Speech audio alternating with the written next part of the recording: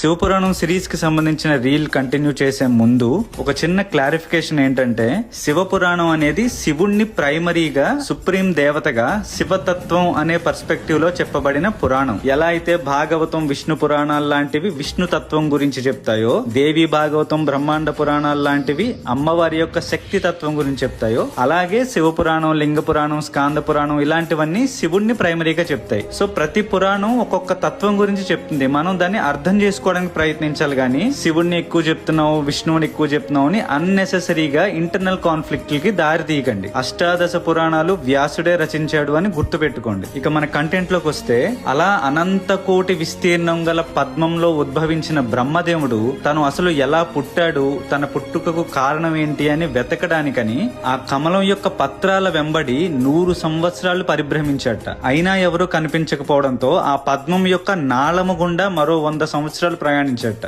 అయినా కూడా ఆ కమలం యొక్క ఆది అంతూ తెలియకపోవడంతో బ్రహ్మ యొక్క అంతర్వాణి పలికిందిట, సంశయాలు పోవడానికి తపస్సు ఆచరించమని చెప్పి. అప్పుడు బ్రహ్మదేవుడు తపస్సు చేయడం ద్వారా యోగ నిద్రలో ఉన్న నారాయణుడి యొక్క దర్శనం అవుతుంది. అప్పుడు బ్రహ్మ నారాయణుడితో నేనే అధికుడిని అనడం, విష్ణువు కూడా వాగ్వాదానికి దిగడం, తర్వాత శివుడు రావడం, ఇవన్నీ మనం ఇంతకు ముందు చెప్పుకున్నాం. అలా విష్ణువు బ్రహ్మ యొక్క ఆవిర్భావం జరిగింది. ఇక మిగిలింది రుద్రుడు.